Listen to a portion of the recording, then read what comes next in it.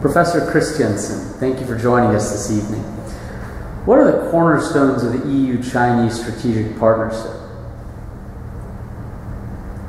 Well, the cornerstones, officially speaking, are the so-called three pillars, which are on the one hand economic, then political, and then also people-to-people dialogue. So there's an official commitment, at least, to beyond trade and investment issues, also deal with each other's political and security issues, and beyond that also involve businesses, NGOs, citizen groups, students, ordinary citizens in this relationship.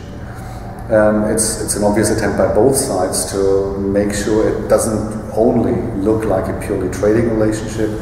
The EU, of course, has a concern through the European Parliament as well to demonstrate a commitment to political rights, good governance, rule of law and the like.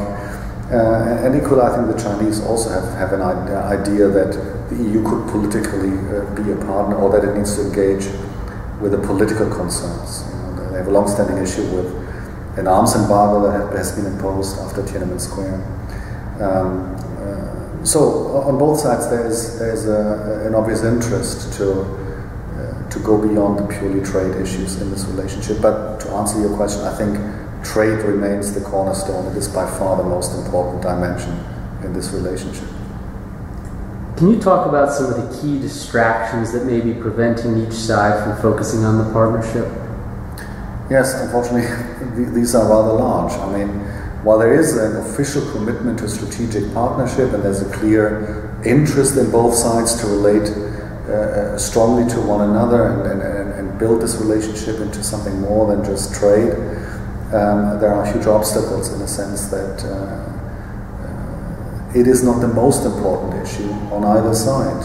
The EU is very concerned with development in its own neighborhood, with the conflict in Ukraine, the annexation of the Crimea, the civil war in Syria, the disintegration of states in Northern Africa, the Middle East peace process, or what's left of that, the ongoing conflict there. At the same time also with internal issues, still overcoming the problems of the Eurozone and sovereign debt crisis, migration issues, and so on. And equally, China is very busy with domestic issues related to its own transformation. So both sides are actually very busy with many other things and are probably not devoting enough diplomatic resources to actually building up this relationship. What significance do you believe the new EU leadership will place on the relationship?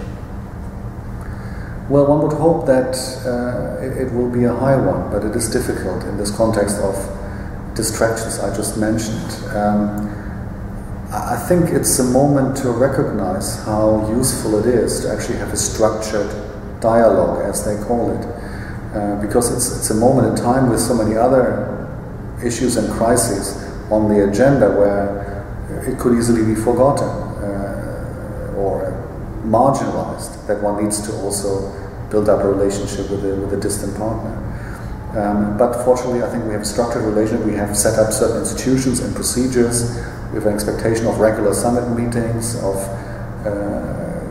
group-to-group dialogues on both sides across many different areas. And that will continue. And I think that will keep things going for a while until a point in time when it becomes, again, a more obviously political priority to relate to one another.